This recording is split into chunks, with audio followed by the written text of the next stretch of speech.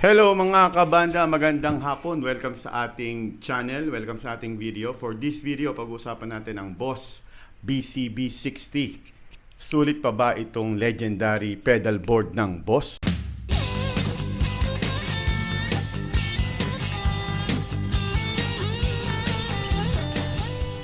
Okay mga kabanda, before pedal train, before Temple Audio board, before lahat ng mga modern aluminum board, maraming guitarist dito nagsimula.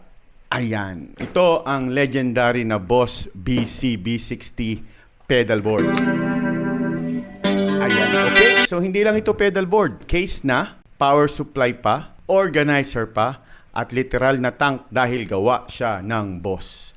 Discontinued na ang BCB60 pero makikita mo pa rin siya sa mga pre-love, mga used marketplace. Sulit pa ba siya or outdated na compared sa mga modern boards?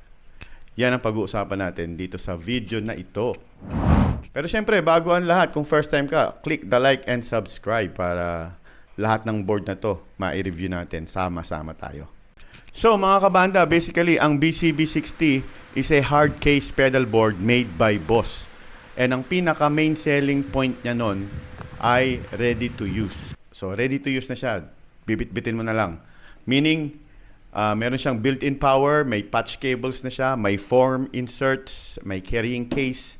So gagamitin mo na lang. Literal na plug and play pedal board. What's inside the box? Ano ba ang meron sa loob ng BCB60?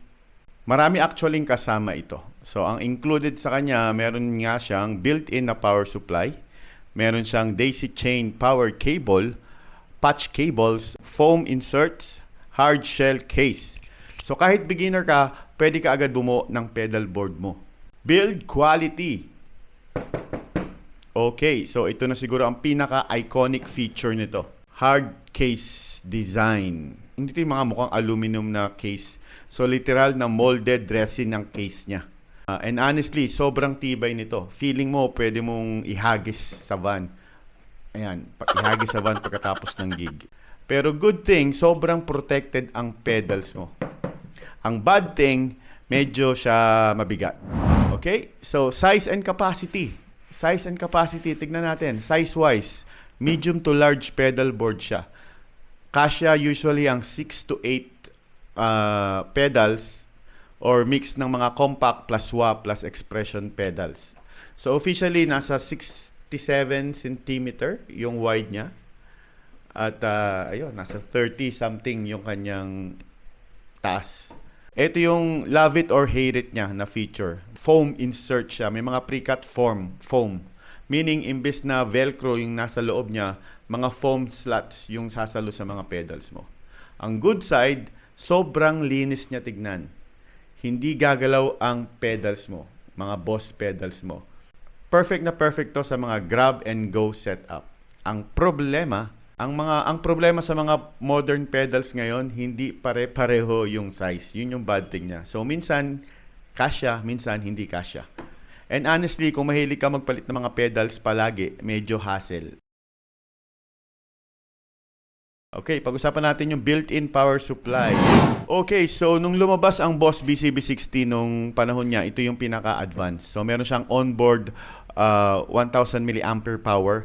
May built-in power distribution na siya. Kaya niyang mag-power ng up to 7 pedals. Ang good news to sa mga classic analog pedals. Perfect to dahil convenient. Ginawa talaga siya para sa mga compact pedals ng Boss.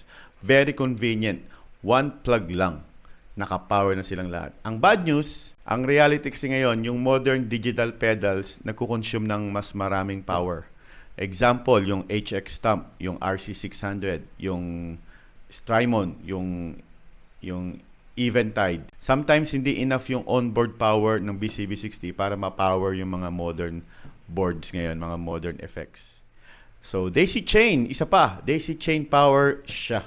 So, meaning shared power source lahat. Hindi siya yung isolated power. So, minsan, pag mix yung digital plus analog pedals na gamit mo, posibleng magkaroon ng noise. Portable? Yes. Portable siya. Compact? Not exactly. Kasi nga, medyo malaki yung board natin. Pero madali siyang dalhin. Compared sa mga modern pedal boards, bulky siya. At dahil hard case, mas mabigat. Official weight niya is around 3.8 kilo. Walang laman yon. So once lagyan mo ng pedals, power cables, medyo parang nag-weights ka na. Para ka nang nag-gym. Beginner friendly ba siya? Honestly, yes. Beginner friendly siya. Sobrang beginner friendly niya. Bakit? Una, kasi 'di ba, pagbukas mo organized agad. Pangalawa, protected agad. Pangatlo, powered agad.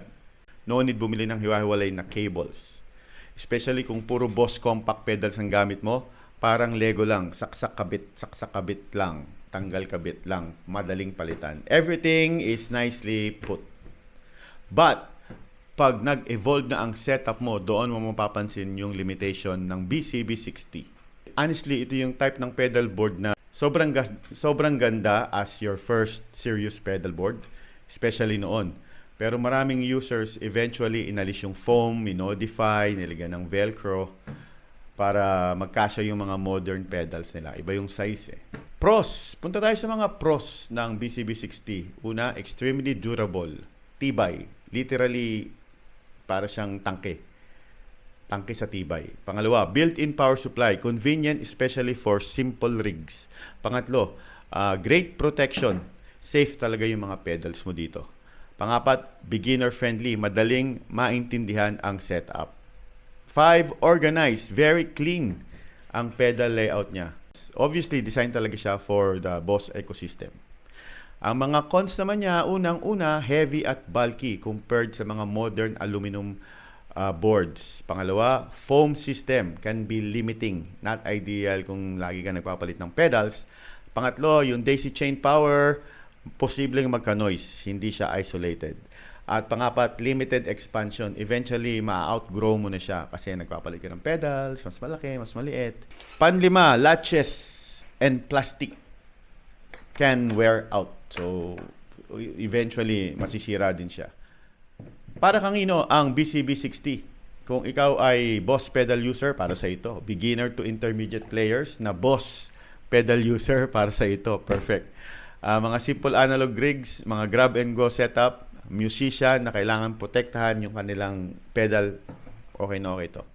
Ayan, so kung gusto mo ng BCB Boss 60, discontinued na siya, pero pwede mo pa siyang mabili sa mga Facebook Marketplace, mga eBay siguro, sa mga groups. Malay mo, makita mo pa to, nakapost to sa marketplace natin. Okay? So see you sa next video mga kabanda. Kung hindi ka pa nakasubscribe, marami pa tayong pedals na pag-uusapan. Subscribe. See you sa next video.